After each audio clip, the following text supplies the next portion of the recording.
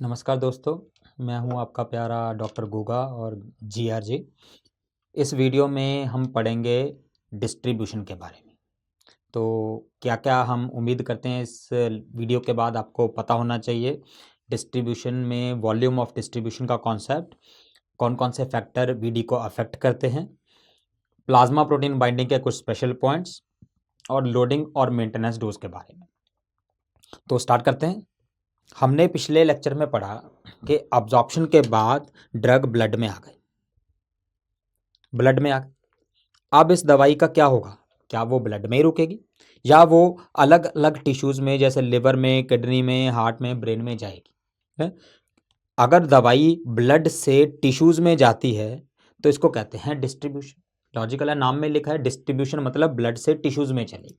ठीक, now suppose हमने 100 molecule किसी ड्रग के दिए थे, उसके बाद 50 मॉलिक्यूल्स प्लाज्मा में आए, 50 मॉलिक्यूल वेस्ट हो गए, या तो वो अब्जॉर्ब नहीं हुए या फिर वो लिवर में मेटाबोलाइज हो गए, तो बायो अवेलेबिलिटी 50% थी।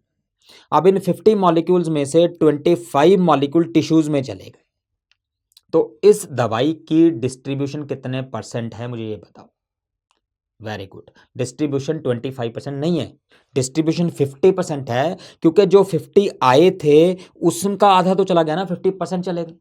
सो इंपॉर्टेंट थिंग क्या याद करनी है आपको कि distribution comes into play only after the drug has come into blood. जो दवाई ब्लड में आई नहीं उसका कैसे डिस्ट्रीब्यूशन हो सकता है? तो हम बार बार रोते थोड़ी रहेंगे कि जो तो ब्लड में नहीं आई, ब्लड में नहीं आई। वो हमने ऑलरेडी बायो अवेलेबिलिटी में पढ़ ली। तो जो दवाई ब्लड में आई उसमें से कितना टिश्यूज में गया, that is called distribution. Clear? अब डिस्ट्रीब्यूशन को कौन कौन से फैक्टर्स अफेक्ट करते हैं? सिंपल सी बात है, अगर किसी दवाई को हमें यहां से यहां भेजना है तो it need to cross this membrane, it need to cross this membrane. जो दवाई मेम्ब्रेन क्रॉस कर सकती है उसका डिस्ट्रीब्यूशन हो जाएगा, जो नहीं कर सकती उसका नहीं होगा। और हमने ऑलरेडी पढ़ा था कि ability of a drug to cross the membranes depend upon yes lipid solubility. More lipid soluble drugs have more distribution, more water soluble drugs have less distribution. Logical. अब दूसरा एक चीज पे आते हैं। सपोज ये एक दवाई है और ये लिपिड सॉल्युबल है, तो ये मेम्ब्रेन क्रॉस कर गई, टिश्यूज में चली। अब ये दूसरी दवाई है, ये भी लिपिड सॉल्युबल है, तो क्या ये मेम्ब्रेन क्रॉस कर सकती है? The answer is no. क्यों? इतनी बड़ी दवाई है यार, इतनी बड़ी दवाई मेम्ब्रेन क्रॉस करेगी कैसे? ठीक है, तो in spite of being lipid soluble it can not cross the membrane. But important question ये है कि जब हम अब्जॉर्प्शन पढ़ रहे थे उस समय हमने कभी भी साइज का जिक्र नहीं किया। हमने सिंपल बोला था कि लिपिड सॉल्युबल है तो क्रॉस कर जाएगी। बट अब क्या हो गया? अब हम साइज की बात क्यों कर रहे हैं? क्या दवाई पहले छोटी थी अब बड़ी हो गई? ऐसा तो नहीं होता। तो फिर अब हम साइज की क्यों बात कर रहे हैं? अब हम ये बात कर रहे हैं कि ये दवाई नहीं है, ये प्रोटीन्स हैं जो प्लाज्मा में है। एल्ब्यूमिन है, ग्लाइकोप्रोटीन्स हैं, ये प्रोटीन है प्लाज्मा में। दवाई अभी भी छोटी है but the drug can bind to this protein. इस प्रॉपर्टी को हम कहते हैं plasma protein binding. Plasma protein binding. अगर प्लाज्मा प्रोटीन बाइंडिंग किसी की है तो जो दवाई है ये इंडिविजुअल तो बिहेव कर नहीं सकती क्योंकि वो प्रोटीन से बाउंड हो गई। दवाई छोटी है बट दवाई को लगा मैं तो बड़ा आदमी हो गया क्योंकि मैं प्रोटीन से बाउंड। और अगर कोई बड़ा आदमी हो गया वो थोड़ी जाएगा कहीं, सबको ही उसके पास आना चाहिए। So if a drug is high plasma protein binding it can not cross the membranes, वहीं पे रुक जाएगी। So what will happen to distribution? It will be lesser. Plasma protein binding ज्यादा होने से वॉल्यूम ऑफ डिस्ट्रीब्यूशन कम हो जाएगा, लिपिड सॉल्युबिलिटी ज्यादा होने से ज्यादा हो जाएगा। प्लाज्मा प्रोटीन बाइंडिंग की और डिटेल्स हम थोड़ी देर में पढ़ते हैं, पहले ये फैक्टर्स कंप्लीट कर लेते हैं। तीसरा इंपॉर्टेंट फैक्टर्स है बैरियर्स। अगर कोई दवाई बैरियर क्रॉस करती है तो उस एरिया में पहुंच जाएगी। जैसे ब्लड ब्रेन बैरियर क्रॉस कर गया तो ब्रेन में पहुंच जाएगी, ब्लड प्लेसेंटल बैरियर क्रॉस कर गया तो प्लेसेंटा में पहुंच जाएगी। क्लियर? तो अगर कोई दवाई बैरियर क्रॉस कर सकती है तो डिस्ट्रीब्यूशन ज्यादा होगा, अगर नहीं कर सकती तो कम होगा। ठीक है, इसके बारे में भी हम डिटेल में पढ़ेंगे। लास्टली जो फैक्टर्स है उसमें है अफिनिटी फॉर टिश्यूज। अब एक लॉजिकली सोचो, अगर कोई दवाई लिपिड सॉल्युबल है तो वो कौन सी मेम्ब्रेन क्रॉस करेगी? कोई भी कर सकती है। तो lipid soluble drug can enter every tissue, हर एक टिश्यू में रुक जाए चली जाएगी। बट हर एक टिश्यू में रुकती थोड़ी है, टिश्यू में गई वापस भी तो आ जाएगी ब्लड।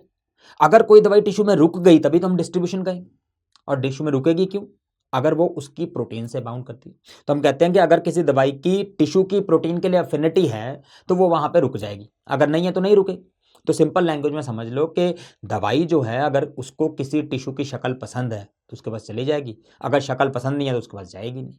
क्लियर? तो affinity for the tissues also affect the distribution. तो 4 मेन फैक्टर्स डिस्ट्रीब्यूशन को अफेक्ट करते हैं। लिपिड सॉल्युबिलिटी ज़्यादा होने से ज़्यादा हो जाते हैं, प्लाज्मा प्रोटीन बाइंडिंग ज़्यादा होने से डिस्ट्रीब्यूशन कम हो जाती है, बैरियर्स को क्रॉस करते हैं तो डिस्ट्रीब्यूशन ज़्यादा हो जाती है, और अगर टिश्यू के लिए अफिनिटी है तो डिस्ट्रीब्यूशन ज़्यादा होगी। अब हम इन 2 पॉइंट्स को थोड़ा डिटेल पढ़ते हैं, प्लाज्मा प्रोटीन बाइंडिंग्स और बैरियर्स वाले को। पहले प्लाज्मा प्रोटीन बाइंडिंग की बात करते हैं। प्लाज्मा प्रोटीन 2 मेन प्रोटीन्स हैं जहां पे ड्रग बाइंड करती हैं। पहली प्रोटीन है एल्ब्यूमिन और दूसरी है अल्फा-1 acid glycoprotein. You can easily remember A for albumin, A for acidic drugs. Acidic drugs albumin से बाइंड करते हैं और एसिड के साथ तो बेस बाइंड करेगा, तो बेसिक ड्रग अल्फा-1 एसिड ग्लाइकोप्रोटीन से बाइंड करते हैं। एसिडिक ड्रग की एग्जांपल याद करना, 3 इंपॉर्टेंट एग्जांपल्स हैं। एस्प्रिन जो आपको याद होनी चाहिए, दूसरा है बार्बिट्यूरेट्स और तीसरा है methotrexate. Aspirin, barbiturate, methotrexate are important acidic drugs. इसके अलावा आप इजीली याद कर सकते हो कि कोई भी दवाई जो कैटाइंस के साथ सॉल्ट बनाती है, कैटाइंस मतलब जैसे सोडियम या पोटाशियम के साथ सॉल्ट बनाती है, पॉजिटिव चार्ज के साथ सॉल्ट बनाती है, जैसे आपने सुना होगा डिक्लोफेनेक सोडियम, पोटाशियम क्लेवुलेनेट, ठीक है, तो इस तरह की हैं, सोडियम फिनोबार्बिटोन, तो ये वाली दवाइयाँ एसिडिक होंगी। On the other hand basic drug हमने पहले भी पढ़ा था, जिस भी दवाई का नाम ईन में ख़त्म होता है, जैसे मॉर्फिन हो गई, एट्रोपिन हो गई, एम्फिटामिन हो गई, कोई भी दवाई जिसका नाम ईन में ख़त्म होता है, लिग्नोकेन हो गई, जिसका भी नाम ईन में ख़त्म होता है वो बेसिक ड्रग्स है। या फिर अगर कोई दवाई एनाइंस के सॉल्ट बनाती है, क्लोराइड, ब्रोमाइड, सल्फेट के साथ, जैसे पैराट्रोपियम ब्रोमाइड पड़ा होगा, एट्रोपिन सल्फेट पड़ा होगा, तो जो भी एनाइंस के साथ सॉल्ट बनाती हैं वो बेसिक ड्रग्स होती हैं। तो हमने क्या पढ़ा, ए for albumin, A for acidic drugs. Acidic drug albumin के साथ बाइंड करती हैं, बेसिक ड्रग एसिड के साथ बाइंड करती हैं, अल्फा-1 एसिड ग्लाइकोप्रोटीन। बट ये जो बाइंडिंग साइट होती है, सपोज ये एक प्लाज्मा प्रोटीन है, इस पे ये दवाई बाइंड की, तो ये जो बाइंडिंग साइट होती है इस पे किसी का नाम नहीं लिखा। एल्ब्यूमिन के पास एक साइट है, जो भी दवाई एसिडिक है उस पर बाइंड कर सकती है, तो binding site are non specific, any drug can bind. ठीक है, दूसरी बात, कितना बाइंड करेगी कोई दवाई, ये हर एक दवाई का अलग है।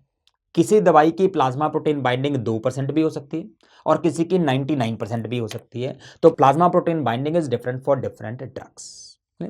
अब इंपॉर्टेंस क्या है प्लाज्मा प्रोटीन बाइंडिंग की? प्लाज्मा प्रोटीन बाइंडिंग की जो इंपॉर्टेंस है वो आप कैसे याद करोगे कि इसमें 5 डी आते हैं। 5 डी, क्लिनिकल इंपॉर्टेंस में 5 डी आते हैं। पहला हमने अभी अभी पढ़ा, डी फॉर डिस्ट्रीब्यूशन। अगर प्लाज्मा प्रोटीन बाइंडिंग ज्यादा होगी तो डिस्ट्रीब्यूशन क्या होगा, कम हो जाएगा। हमने बताया कि जो बाउंड ड्रग है वो टिश्यूज में नहीं जा पाएगी। दूसरा डी का है, D for duration of action. अब एक सिंपल एग्जांपल लेते हैं कि ये हमारा ब्लड है, ये हमारी प्रोटीन है और ये दवाई है जो प्लाज्मा प्रोटीन से बाउंड करती है। ठीक है, मान लो 2 मॉलिक्यूल फ्री हैं, बाकी सारे प्रोटीन से बाउंड है। तो जो फ्री मॉलिक्यूल हैं सिर्फ वही तो मेम्ब्रेन क्रॉस कर सकते हैं, वो मेम्ब्रेन क्रॉस करेंगे जाके काम करें। बट फ्री मॉलिक्यूल ही मेटाबोलाइज हो सकते हैं, तो सिर्फ 2 ही मॉलिक्यूल मेटाबोलाइज होंगे, काम करने के बाद टूट जाएंगे। अब टूट जाएंगे जब, तो उनमें से ये वाले जो प्रोटीन्स पे बाउंड है उनमें से 2 मॉलिक्यूल फ्री हो जाएंगे। रिमेंबर, प्रोटीन बाइंडिंग जो होती है वो स्टैटिक नहीं होती, डायनेमिक होती है, बार बार चलता रहता है, कोई बाइंड होगी कोई निकल गई। ठीक है, तो जो फ्री हो जाएंगे वो फिर से एक्शन करेंगे, जितने भी टाइम तक वो एक्शन करते हैं, फिर वो मेटाबोलाइज हो जाएंगे, उसके बाद 2 और निकल आएंगे। तो इस तरीके से जो प्लाज्मा प्रोटीन बाउंड ड्रग है वो स्टोरेज मीडियम की तरह एक्ट करती है, धीरे धीरे मॉलिक्यूल उससे निकलते रहते हैं, तो उसके कारण ड्यूरेशन ऑफ एक्शन इंक्रीज हो जाता है। क्लियर? तो हमने क्या बताया प्लाज्मा प्रोटीन बाइंडिंग में, पहला हमने बताया था कि वॉल्यूम ऑफ डिस्ट्रीब्यूशन या डिस्ट्रीब्यूशन डिक्रीज हो जाएगा, और दूसरा हमने बताया D for duration of action जो है वो इंक्रीज हो जाएगा। हम लोग more plasma protein binding usually means more duration of action. अब तीसरा इंपॉर्टेंट डी जो होता है वो है डिस्प्लेसमेंट। डिस्प्लेसमेंट, हम फिर से एक बात समझते हैं कि ये एक ब्लड है, इसके अंदर ये बहुत सारी प्रोटीन्स हैं, और हमने एक दवाई दी, सपोज वारफरिन दी, वार्फरिन की प्लाज्मा प्रोटीन बाइंडिंग 99% है, तो दैट मीन्स 99 मॉलिक्यूल्स प्रोटीन पे बाउंड है, सिर्फ एक ही फ्री है, वो काम कर रहा है। ठीक। अब बाइंडिंग साइट तो नॉन स्पेसिफिक थी, ये आदमी जो वार्फरिन ले रहा था बढ़िया से कंट्रोल चल रहा था। अब इसको इन्फेक्शन हो गया तो हमने इसको एक और दवाई साथ में ऐड कर दी जिसका नाम है सल्फोनामाइड्स। अब प्रॉब्लम क्या है कि सल्फोनामाइड भी एसिडिक है, मतलब ये भी उसी जगह पे बाइंड करेंगे एल्ब्यूमिन में, और इनकी भी प्लाज्मा प्रोटीन बाइंडिंग बहुत ज़्यादा है, तो सल्फोनामाइड की भी 99% बाइंडिंग। अब क्या हुआ, प्रोटीन बाइंडिंग साइट तो वही है, अब बाइंड करने वाले दो हैं, अब इन दोनों में कंपटीशन हो गया, कंपटीशन हो गया। सपोज ज्यादातर जगह पे कंपटीशन में वार्फरिन नहीं जीता, बट सिर्फ एक जगह पे सल्फोनामाइड जीत गया। अगर सिर्फ एक जगह पे सल्फोनामाइड जीता तो यहां पे सल्फोनामाइड बाइंड हो गया, और सल्फोनामाइड जब बाइंड हो गया तो वार्फरिन फ्री हो गया। तो वार्फरिन का एक मॉलिक्यूल तो पहले फ्री था, अब एक और फ्री हो गया। आपने क्या देखा कि सिर्फ 99 में से एक ही फ्री हुआ, बट फ्री वाले टोटल तो डबल हो गए ना, तो उसका एक्शन डबल हो गया जिससे टॉक्सिसिटी हो सकती है। तो अगर हम दो दवाइयां दें जिन दोनों की प्लाज्मा प्रोटीन बाइंडिंग बहुत ज़्यादा हो और दोनों सेम प्रोटीन से बाउंड करते हों, तो एक दवाई दूसरे को डिस्प्लेस कर देगी, और जो डिस्प्लेस हो जाएगी उसकी टॉक्सिसिटी होने का चांस हो जाएगा। इस तरह की ड्रग इंट्रैक्शन हो सकती हैं, तो डिस्प्लेसमेंट हो सकती है जिससे ड्रग इंट्रैक्शन हो जाएंगे। बट रिमेंबर, एक एसिडिक ड्रग और एक बेसिक ड्रग, चाहे उनकी 99% प्लाज्मा प्रोटीन बाइंडिंग है, आपस में इंट्रैक्शन नहीं होगी, क्योंकि इलेक्शन ही अलग अलग जगह पे हो रहे हैं, एक बिहार में हो रहा है, एक पंजाब में हो रहा है। ठीक है, बट दोनों बिहार में हो या दोनों पंजाब में हो तभी होगा। ठीक है, दैट मीन्स दो एसिडिक ड्रग इंटरेक्ट करेंगे, दो बेसिक ड्रग करेंगी, बट एसिडिक और बेसिक ड्रग आपस में ये इंटरेक्शन शो नहीं करेंगे। ठीक है, देन चौथा है हमारा डिजीज स्टेट। अगर किसी पेशेंट को नेफ्रोटिक सिंड्रोम हो गया, नेफ्रोटिक सिंड्रोम में क्या होता है, एल्ब्यूमिन यूरिन में लॉस हो जाती है, तो उसमें बॉडी में प्लाज्मा में एल्ब्यूमिन ही कम है। अब अगर हमने कोई ऐसी दवाई दी जो हाई प्लाज्मा प्रोटीन बाइंडिंग है और एल्ब्यूमिन पे बाइंड करती है, अब एल्ब्यूमिन तो उतना है ही नहीं कि बाउंड कर पाए, तो फ्री मॉलिक्यूल्स उसके ज़्यादा होंगे।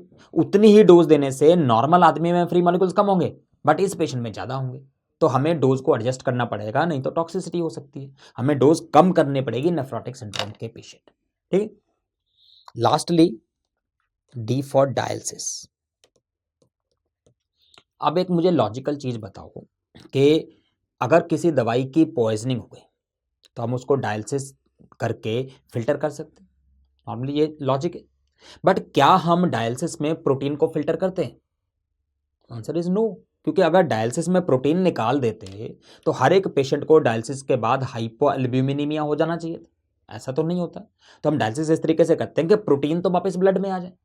अब अगर किसी दवाई की 99% प्लाज्मा प्रोटीन बाइंडिंग है और प्रोटीन वापस आ गई, तो वो 99% ड्रग भी तो वापस आ गई, तो कहां से टॉक्सिसिटी ठीक होगी? Clear? So dialysis is not effective if there is high plasma protein binding. अगर किसी दवाई की प्लाज्मा प्रोटीन बाइंडिंग बहुत ज्यादा है तो उसमें डायलिसिस काम नहीं करेगी।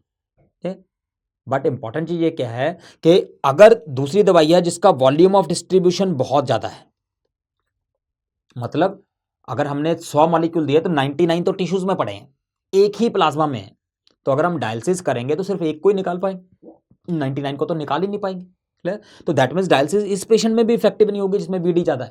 ठीक है, अब कंफ्यूजन क्या आती है कि अगर प्लाज्मा प्रोटीन बाइंडिंग कम हो तो डायलिसिस इफेक्टिव हो सकती है, बट प्लाज्मा प्रोटीन बाइंडिंग कम होती है तो वीडी ज़्यादा होती है। ठीक है, तो इंपॉर्टेंट चीज़ क्या है कि वीडी उस दवाई का कम होना चाहिए, बट उसका रीज़न क्या हो कि टिश्यू अफिनिटी कम हो, प्लाज्मा प्रोटीन बाइंडिंग कम होने के कारण ना हो, डिस्ट्रीब्यूशन कम हो। क्लियर? तो हमें क्या चाहिए, प्लाज्मा प्रोटीन बाइंडिंग भी कम चाहिए और वीडी भी कम चाहिए, तभी डायलिसिस करने का फायदा है। क्लियर? तो अब डायलिसिस कौन कौन सी दवाइयों के साथ इजीली कर सकते हैं? आप याद कर लो कि हमारी मोहल्ले में एक एमएलए था, उसको किडनी की प्रॉब्लम थी, उसकी डायलिसिस होती थी, तो एमएलए में डायलिसिस काम करेगी। एमएलए में क्या है, methanol poisoning, lithium poisoning and aspirin poisoning. Dialysis can be used for methanol, lithium and aspirin poisoning. But dialysis किस में इफेक्टिव नहीं है? अगर इफेक्टिव नहीं है तो ऑब्वियसली हम क्या कहेंगे, avoid dialysis. Avoid dialysis. A से एम्फीटामिन, एम्फीटामिन पॉइजनिंग में डायलिसिस इफेक्टिव नहीं होती। वी फॉर विरापा में। ओ से ओपियोइड पॉइजनिंग, मॉर्फिन पॉइजनिंग वगैरह में, या फिर ऑर्गेनोफॉस्फेट पॉइजनिंग। आई से इम्मीप्रामिन, इमिप्रामिन बेसिकली क्या है, एक ट्राईसाइक्लिक एंटी डिप्रेसेंट है। डी से डिजॉक्सिन, डिजॉक्सिन की पॉइजनिंग में भी डायलिसिस काम नहीं करती। और डी से डाइजिपाम, डाइजिपाम मतलब बेंजोडाइजेपिन पॉइजनिंग में भी डायलिसिस काम नहीं करती। तो dialysis is not effective in these drugs but it is effective for MLA. Exams के लिए आपको यही आना चाहिए बस। तो ये हो गए 5 D of plasma protein binding. Quickly revise कर लेते हैं। Plasma protein binding, D for distribution कम हो जाएगा। अगर प्लाज्मा प्रोटीन बाइंडिंग ज़्यादा है तो ड्यूरेशन ऑफ एक्शन यूजुअली ज़्यादा होता है। अगर ज़्यादा है तो ड्रग इंट्रैक्शन ज़्यादा होंगी क्योंकि डिस्प्लेस होने के चांसेस हैं।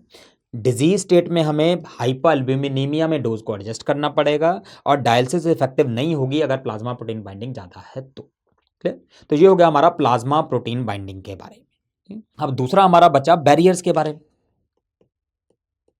तो हमने बताया था कि एक बैरियर हो सकता है जिसको हम कहते हैं blood brain barrier. Blood brain barrier. Suppose ये हमारा ब्रेन है, ये हमारा ब्लड है। ब्रेन के चारों तरफ एक बैरियर होता है जिसको हम कहते हैं ब्लड ब्रेन बैरियर। मतलब अगर किसी दवाई को हमें ब्लड से ब्रेन में भेजना है तो बीच में ये बैरियर आता है। तो जो दवाई इस बैरियर को क्रॉस कर सकती है वो ब्रेन में चली जाएगी, जो नहीं कर सकती वो नहीं जाएगी। ठीक? बट इंपॉर्टेंट क्वेश्चन क्या है कि अगर आप ये वाला एरिया देखो या ये वाला एरिया देखो, इन एरियाज में दवाई पहुंच सकती है अगर वो ब्लड ब्रेन बैरियर क्रॉस नहीं करती तो भी। सो ब्रेन में कुछ ऐसे एरियाज हैं जहां पे ब्लड ब्रेन बैरियर नहीं होता, मतलब वहां पे दवाई पहुंच जाएगी, अगर बैरियर क्रॉस नहीं करती तो भी पहुंच जाएगी क्योंकि बैरियर ही नहीं है। इन एरियाज को क्या कहते हैं? Such areas are called as circumventricular organs. Circumventricular organs are those organs in the brain which are devoid of blood brain barrier, मतलब यहां पे blood brain barrier नहीं है। तो आपको इंपॉर्टेंट एरियाज याद करने हैं। ऐसे कौन कौन से एरियाज हैं? ऐसे posterior pituitary, area postrema, organum vasculosum, lamina terminalis and chemoreceptor trigger zone. Chemoreceptor trigger zone, short form CTZ। ठीक, ये 5 इंपॉर्टेंट एरियाज है। फार्मा में इंपॉर्टेंट नहीं है, एनाटॉमी में इंपॉर्टेंट है। कॉमनली क्वेश्चन आता है कि इनमें से कौन सा सर्कमवेंट्रिकुलर ऑर्गन है। ठीक है, तो 5 एरियाज हैं, posterior pituitary, area postrema, organum vasculosum, lamina terminalis and CTZ। Pharma में सिर्फ ये इंपॉर्टेंट है CTZ। CTZ स्टिमुलेट होने से क्या होता है? यस, वॉमिटिंग होता है। ठीक, तो CTZ जो है वो ब्लड ब्रेन बैरियर के बाहर है, यहाँ पे है। मतलब कोई भी दवाई घूमते फिरते CTZ को उंगली करके निकल सकती है। तो that means almost any drug can cause vomiting even if it do not cross the blood brain barrier. इसीलिए जब आपसे वाइवा एग्जाम में पूछते हैं कि इस दवाई का साइड इफेक्ट बताओ, तो हम ऑलमोस्ट हमेशा कहते हैं नॉजिया वॉमिटिंग। ठीक, तो क्योंकि CTZ ब्लड ब्रेन बैरियर के बाहर है। अगर CTZ यहाँ पे होता तो वॉमिटिंग अनकॉमन साइड इफेक्ट होता, फिर हम याद कर रहे होते कि ये 3-4 दवाइयाँ वॉमिटिंग करती हैं, बट हम ऐसा नहीं करते। वॉमिटिंग तो कोई भी कर सकती है। बट ध्यान रखना, वाइवा में पूछते हैं मेटोक्लोप्रामाइड का साइड इफेक्ट क्या है, हम बोलते हैं नॉजिया वॉमिटिंग, पकड़ लेता है एग्जामिनर, क्योंकि मेटोक्लोप्रामाइड तो एंटी एमेटिक है। So remember, anti emetic drugs will treat vomiting, they do not cause vomiting, ये ध्यान रखना है। और MCQs के लिए क्या ध्यान रखना है? एंटी साइकोटिक्स, एंटी साइकोटिक्स जैसे हेलोपेरिडोल होगी, हेलोपेरिडोल वगैरह जो एंटी साइकोटिक्स हैं, ये एंटी एमेटिक प्रॉपर्टीज होती है इनकी। हम CNS में पढ़ेंगे हेलोपेरिडोल के 20-25 साइड इफेक्ट्स। ठीक है, एग्जाम में आता है all of the following are side effects of haloperidol except, और पहला ऑप्शन लिखते हैं वॉमिटिंग। वो हम देखते ही नहीं कि ये तो सारी दवाइयां करते हैं, ये भी करता ही होगा। ठीक है, वही आंसर होता है। ठीक है, तो remember, anti emetic and anti psychotic drugs do not cause vomiting. ठीक है, तो ये हो गया हमारा ब्लड ब्रेन बैरियर के बारे में। अब similar to blood brain barrier एक दूसरा होता है ब्लड प्लेसेंटल बैरियर। अगर कोई दवाई ब्लड प्लेसेंटल बैरियर को क्रॉस करती है तो वो बच्चे में पहुंच जाए, और अगर बच्चे में जाके उसने मालफॉर्मेशन कर दी तो उस इफेक्ट को कहते हैं टेरेटोजेनिसिटी और उस ड्रग को कहते हैं टेरेटोजेनिक ड्रग। तो ऑब्वियसली अगर कोई मालफॉर्मेशन करेगी बेबी में तो वो दवाई प्रेगनेंसी में contraindicated. Teratogenic drugs are contraindicated in pregnancy. एक एग्जांपल से समझते हैं। एक दवाई थी थैलिडोमाइड, 1950 1960s में यूज होती थी यूरोपियन कंट्रीज में, जर्मनी वगैरह में। किस लिए यूज होती थी? मॉर्निंग सिकनेस के लिए। मॉर्निंग सिकनेस क्या होती है? जो पहले ट्राइमेस्टर में प्रेगनेंसी में वॉमिटिंग होती है उसको मॉर्निंग सिकनेस कहते हैं। और ये बहुत इफेक्टिव थी। थैलिडोमाइड देते फीमेल्स हो जाती थी, वॉमिटिंग खत्म हो जाती थी। बट थैलिडोमाइड हमने कुछ साल यूज की, उसके बाद नोट किया कि बहुत सारे ऐसे बेबीज पैदा हो रहे हैं जिनको एक बीमारी है विच इज कॉल्ड फोकोमिलिया। फोकोमिलिया क्या होता है? इसमें फोको है और मिलिया है। फोको मीन्स एब्सेंट, मिलिया मीन्स लॉन्ग बोन्स। इसमें लॉन्ग बोन्स बनी नहीं, मतलब बच्चे में ह्यूमरस नहीं बनी, रेडियस अल्ना नहीं बनी। दैट मीन्स हैंड सीधे शोल्डर पे लगे। सिमिलरली उसमें फीमर नहीं बनी, टिबिया फिबुला नहीं बनी। दैट मीन्स फीट जो है वो सीधा पेल्विस पे लगे। तो अगर हाथ सीधा शोल्डर पे लगेंगे, पैर सीधा पेल्विस पे लगे होंगे, बच्चा कैसा लगेगा? मछली जैसा ही तो लगेगा। क्लियर? तो फोकोमिलिया को दूसरा नाम देते हैं सी लिम्स।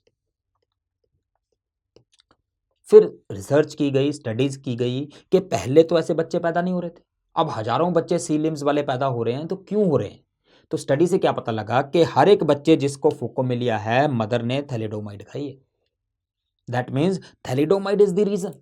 तो जब पता लगा थैलिडोमाइड कर रही है तो थैलिडोमाइड को बैन कर दिया।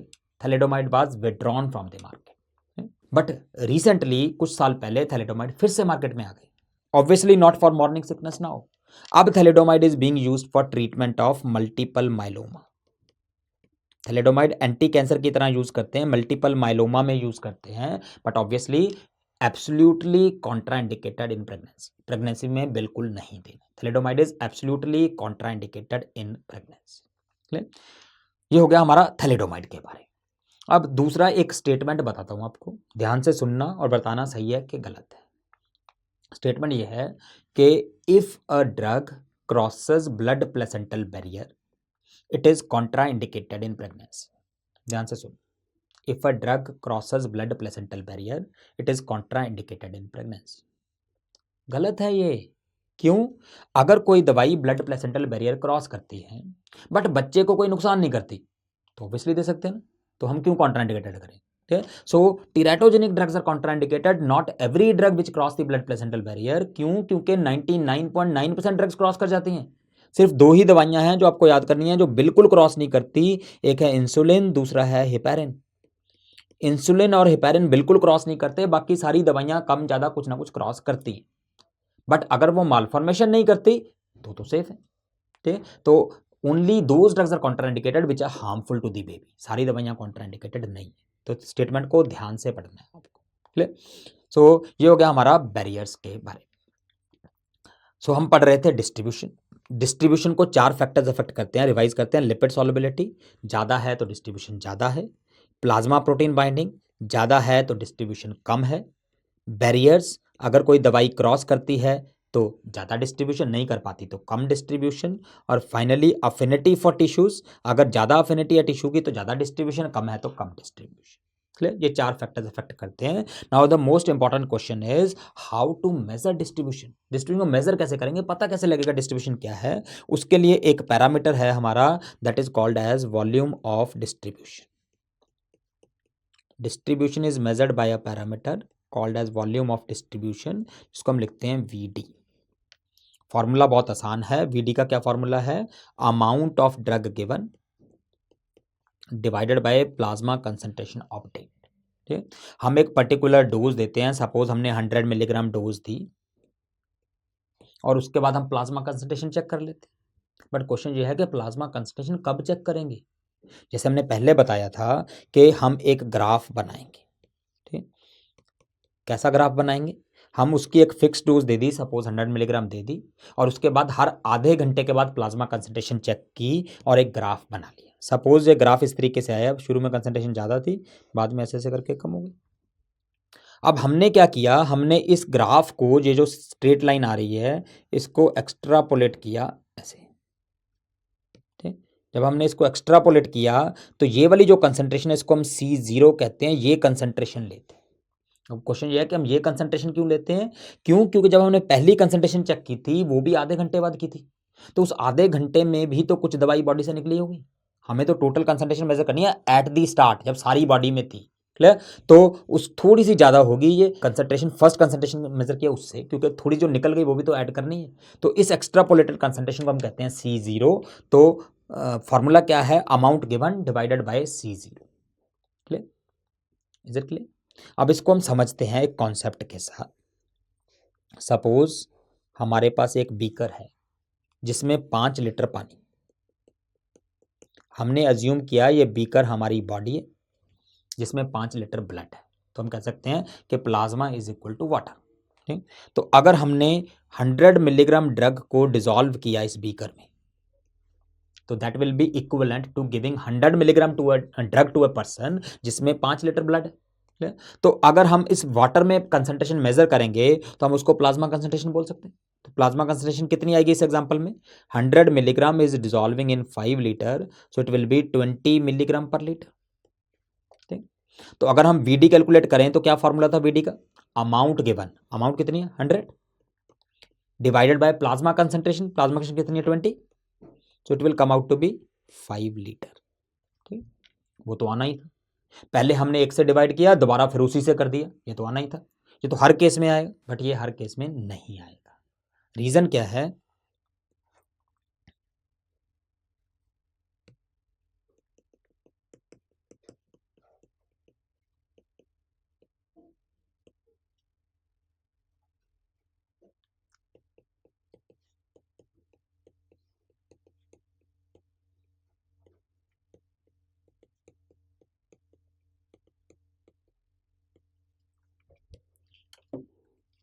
रीजन क्या है कि हर केस में ये जो पानी होता है वो साफ नहीं होता, इस पानी में कुछ कीड़े मकोड़े भी हो सकते हैं। तो ये तभी आएगा अगर दवाई सारी की सारी प्लाज्मा में रुक गई, टिश्यूज में बिल्कुल भी नहीं गई। ठीक है, तो हम दूसरी एग्जांपल से समझते हैं। एक हमारे पास दूसरा बीकर है, उसमें भी 5 लीटर पानी है,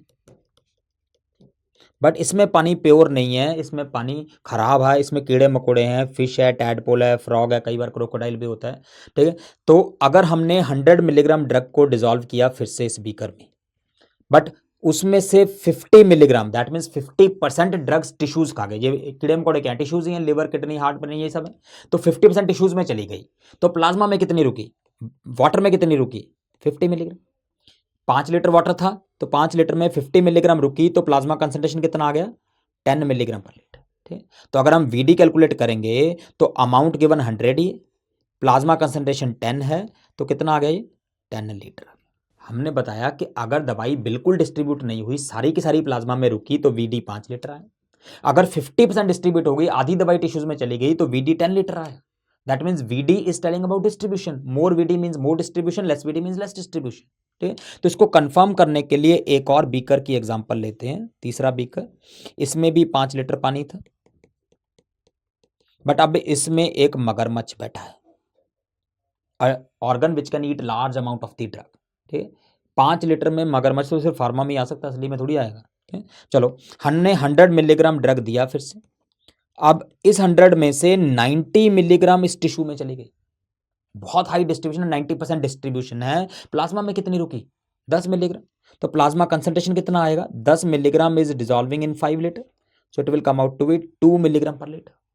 तो अगर हम वीडी कैलकुलेट करेंगे तो amount given 100 divided by plasma concentration 2, so it comes out to be 50 litre.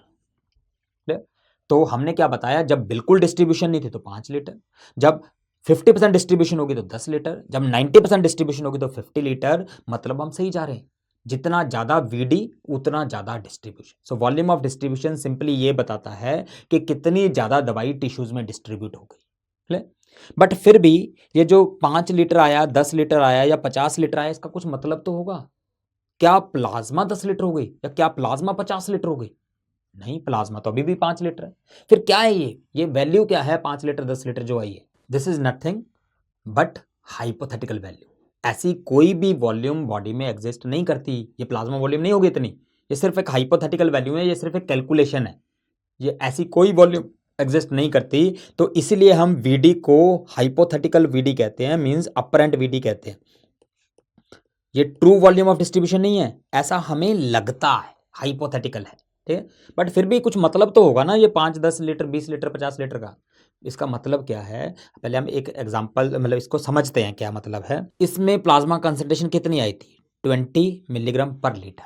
इसका क्या मतलब है कि 1 लीटर प्लाज्मा में 20 मिलीग्राम दवाई, और हमने कितनी दवाई दी थी, 100 मिलीग्राम। तो अगर हमें सारी दवाई अकोमोडेट करनी होती इसी कंसंट्रेशन पे, तो कितना लीटर प्लाज्मा चाहिए होता। अगर 1 लीटर में 20 मिलीग्राम है तो कितने लीटर में 100 आएगा, 5 लीटर। तो हमें 5 लीटर प्लाज्मा चाहिए होता। दूसरी एग्जांपल में plasma concentration 10 milligram per litre है, मतलब 1 लीटर में 10 मिलीग्राम आ रही, तो कितने लीटर में 100 मिलीग्राम आएगी, 10 लीटर। तीसरे एग्जांपल में 2 मिलीग्राम पर लीटर है, मतलब 1 लीटर में 2 मिलीग्राम है, तो कितने लीटर में 100 आएगा, 50 लीटर।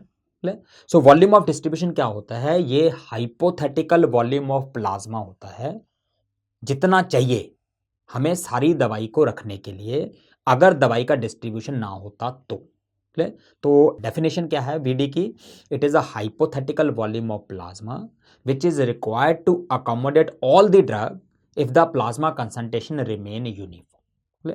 डेफिनेशन को छोड़ दो, इंपॉर्टेंस क्या है कि ये बताती है कितना डिस्ट्रीब्यूशन है ड्रग का, जितना ज्यादा वीडी उतनी ज्यादा ड्रग टिश्यूज में, जितना कम वीडी उतनी कम ड्रग्स टिश्यू में। अब क्वेश्चन ये है कि हम झूठा parameter apparent volume of distribution पे क्यों रिलाई करते हैं, हम सच्चा volume of distribution, true volume of distribution क्यों नहीं कर लेते, क्योंकि वो करना बहुत आसान है। कैसे करेंगे, हम एक आदमी को 100 मिलीग्राम दवाई खिलाएंगे, फिर हम उसका लिवर निकाल लेंगे, किडनी निकाल लेंगे, हार्ट निकाल लेंगे, ब्रेन निकाल लेंगे, सब में देख लेंगे कितनी दवाई, हम तो देख लेंगे, आदमी तो मर जाएगा। तो ट्रू हम कर ही नहीं सकते, इसलिए हमें सूडो पे रिलाई करना पड़ता है, बट हमें काम की चीज पता लग जाती है। तो AVD tells about distribution of a drug, how much drug is going to tissues, that is told by AVD. Clear. अब क्वेश्चन ये है कि हमने वॉल्यूम ऑफ डिस्ट्रीब्यूशन समझने में अराउंड 10-15 मिनट वेस्ट कर दिए, हमने अपनी लाइफ का इतना इंपॉर्टेंट, इतना कीमती समय क्यों वेस्ट कर दिया, what is the clinical importance, फर्क क्या पड़ता है कि वीडी 5 लीटर है या 50 लीटर है। तो इसको समझने के लिए हम एक एग्जांपल लेंगे, जिस दवाई का नाम है क्लोरोक्विन। नाम सुना है सबने, किस लिए यूज करते हैं, बस मलेरिया के लिए यूज करते हैं। अब क्लोरोक्विन ही क्यों, इसकी एग्जांपल क्यों ले रहे हैं, क्योंकि इसका वॉल्यूम ऑफ डिस्ट्रीब्यूशन सबसे ज्यादा है, मैक्सिमम वॉल्यूम ऑफ डिस्ट्रीब्यूशन है, 1300 लीटर से भी ज्यादा है। तो chloroquine will become the good example to understand the concept of volume of distribution. अब क्लोरोक्विन जो है वो कहाँ यूज करते हैं, मलेरिया में। और मलेरिया किससे होता है, प्लाज्मोडियम से। प्लाज्मोडियम कहाँ होता है जब मलेरिया के सिम्टम होते हैं, आरबीसी में होता है। ये ब्लड है, ब्लड के अंदर आरबीसी है, आरबीसी के अंदर प्लाज्मोडियम की पार्टी चल रही है, ठीक। तो इस प्लाज्मोडियम को मारने के लिए हमें चाहिए क्लोरोक्विन, ठीक। तो हमने दिया क्लोरोक्विन। सपोज प्लाज्मोडियम को मारने के लिए सिर्फ 100 मॉलिक्यूल्स क्लोरोक्विन के काफी है, तो हमने 100 मॉलिक्यूल्स दिए ताकि वो ब्लड में आ जाए। तो क्या ये 100 मॉलिक्यूल्स प्लाज्मोडियम को मार पाएंगे, आंसर इज नो। क्यों, क्योंकि लिवर बुला रहे। क्लोरोक्विन के केस में लिवर जो है वो क्रोकोडाइल है, it has very high affinity for tissues of the liver. तो हमने क्लोरोक्विन दिया, ऑलमोस्ट सारा ही लिवर में चला गया, ब्लड में रुका ही नहीं। जब वो आरबीसी में गया ही नहीं तो प्लाज्मोडियम की पार्टी चलती रही, दवाई इफेक्टिव ही नहीं। हमने क्या किया, डोज बढ़ा दी, हमने 200 मिलीग्राम दिया, सारा लिवर में, 300 मिलीग्राम दिया, सारा लिवर में। तो सारा कुछ लिवर में ही जाता रहा, ब्लड में रुका ही। बट लिवर का भी तो पेट भरेगा कभी। सपोज लिवर की कैपेसिटी 900 मिलीग्राम तक स्टोर करने के लिए, 900 मॉलिक्यूल तक, तो 900 मॉलिक्यूल तक लिवर में आते रहे। अब लिवर ने हाथ खड़े कर दिए कि मेरा तो पेट भर गया, मुझे नहीं चाहिए और। अब लिवर में तो और जाएगा नहीं। तो अगर हमने 1000 मॉलिक्यूल दिए तो क्या होगा, 900 लिवर में गया, लिवर फुल हो गया, 100 ब्लड में रुका, वो कहता चलो बेले बैठे कुछ काम ही कर लें। वो आरबीसी में गए और पैरासाइट को मारना शुरू कर दी। तो क्या हुआ, हमें प्लाज्मोडियम को मारने के लिए कितने मॉलिक्यूल चाहिए थे, 100, बट हमें देने कितने पड़े, 1000, क्योंकि 100 देते तो काम ही नहीं होता। तो हमें जो डोज चाहिए थी उससे हाई डोज देनी पड़ी एक्शन को स्टार्ट करने के लिए। तो ये जो डोज होती है इसको हम कहते हैं loading dose. Loading dose is initial high dose given to start the action of a drug. मतलब हम हाई डोज नहीं देते तो एक्शन स्टार्ट ही नहीं होता, तो इस हाई डोज को कहते हैं हम लोडिंग डोज। क्लियर? तो नाम से पता लगा लोडिंग डोज में क्या लिखा है, लोड। किसको लोड कर रहे हैं, टिश्यू को। पहले हमें टिश्यू को लोड करना पड़ेगा तभी तो प्लाज्मा में रुकेगी। ठीक है, तो टिश्यू को लोड करना मतलब किस पे डिपेंडेंट है, वीडी पे। तो वॉल्यूम ऑफ डिस्ट्रीब्यूशन पे डिपेंडेंट है, फॉर्मूला आसान है, volume of distribution multiplied by target plasma concentration. Loading dose is equal to VD multiplied by target plasma concentration. Clear? अब इसी एग्जांपल को कंटिन्यू करते हैं। हमने 1000 मॉलिक्यूल दिए, 900 लिवर में चले गए, लिवर फुल हो गया, 100 प्लाज्मा में रुक गए, आरबीसी में आए, पैरासाइट को मारना शुरू कर दिया। बट जो मॉलिक्यूल प्लाज्मा में है उसका तो मेटाबॉलिज्म हो जाएगा थोड़ी देर बाद। सपोज 100 में से 50 मॉलिक्यूल मेटाबोलाइज हो गए, 50 रह गए। 6 घंटे में सपोज 50 मॉलिक्यूल्स टूट गए। अब बचे कितने, 50 मॉलिक्यूल। बट पैरासाइट को मारने के लिए कितने चाहिए, 100 मॉलिक्यूल। तो एक्शन खत्म हो जाए। तो अगर हमें एक्शन को मेंटेन रखना है, कंटिन्यू रखना है, तो हमें फिर से डोज देनी पड़ेगी। उस डोज को हम कहते हैं maintenance dose. Remember, loading dose was to start the action, maintenance dose is to maintain the action. Question is, क्या हमें ये 900 रिपीट करने पड़े? आंसर इज नो, क्योंकि लिवर तो ऑलरेडी फुल है। तो अब मेंटेनेंस डोज में हमें टिश्यू को फुल करने वाली जरूरत नहीं है, वो तो ऑलरेडी फुल है, तो हमें वही देने पड़ेंगे जितने टूट गए। 50 मॉलिक्यूल्स टूटे हैं तो 50 और दे दो। Clear? So maintenance dose do not depend upon distribution, so maintenance dose depend upon M for metabolism. और हम बाद में पढ़ेंगे metabolism is measured by another parameter called clearance. So maintenance dose clearance पे डिपेंडेंट होती है, फॉर्मूला सेम है, clearance multiply by target concentration. Clear? So loading dose is equal to VD into target concentration, maintenance dose is equal to clearance into target concentration. Clear? तो actually जब हम malaria ठीक करते हैं chloroquine से, तो हम ऐसे ही करते हैं कि क्लोरोक्विन हम शुरू में पहले दिन 900 मिलीग्राम देते हैं, which is the loading dose. ठीक है, फिर दूसरे दिन 300 मिलीग्राम देते हैं, तीसरे दिन भी 300 मिलीग्राम देते हैं, this is the maintenance dose. Clear? So loading dose followed by maintenance dose is used in treatment of malaria. Clear? यह है important concept and importance of volume of distribution. Okay, तो अब हम कुछ क्विकली रिवाइज कर लेते हैं points. इस लेक्चर में से इंपॉर्टेंट चीज़ें क्या आपको आनी चाहिए। सबसे पहले हमने पढ़ा वॉल्यूम ऑफ डिस्ट्रीब्यूशन कैसे कैलकुलेट करते हैं, amount given divided by plasma concentration. Volume of distribution को कौन कौन से फैक्टर्स अफेक्ट करते हैं, we discussed 4 important factors. Lipid solubility ज़्यादा है तो ज़्यादा, प्लाज्मा प्रोटीन बाइंडिंग ज़्यादा है तो वीडी कम हो जाता है, बैरियर्स को अगर कोई दवाई क्रॉस करती है तो वीडी बढ़ जाता है, और अगर टिश्यू के लिए अफिनिटी ज़्यादा है तो वीडी ज़्यादा हो जाता है। एंड लास्टली क्लिनिकल इंपॉर्टेंस हमने पढ़ा लोडिंग डोज और मेंटेनेंस डोज की फॉर्म में, इनके फॉर्मूला आने चाहिए। Loading dose is equal to VD into target concentration and maintenance dose is equal to clearance into target plasma concentration. ये चीज़ें आना important.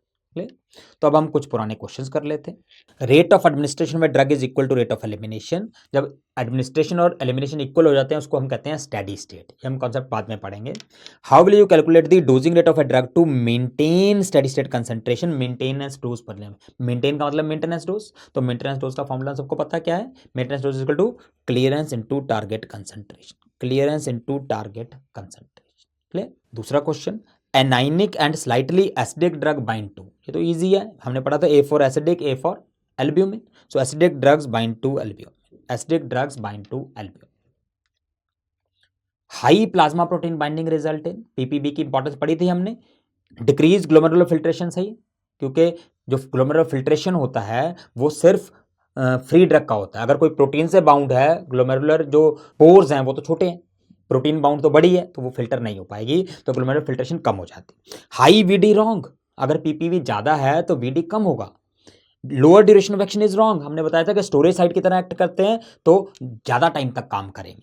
Less drug interaction is wrong, displacement होगी तो इंटरेक्शन के चांस बढ़ेंगे। क्लियर? तो decreased glomerular filtration is the answer. Clear? तो ये इंपॉर्टेंट था डिस्ट्रीब्यूशन के बारे में। तो take home message, believe in yourself and anything is possible. Thank you very much.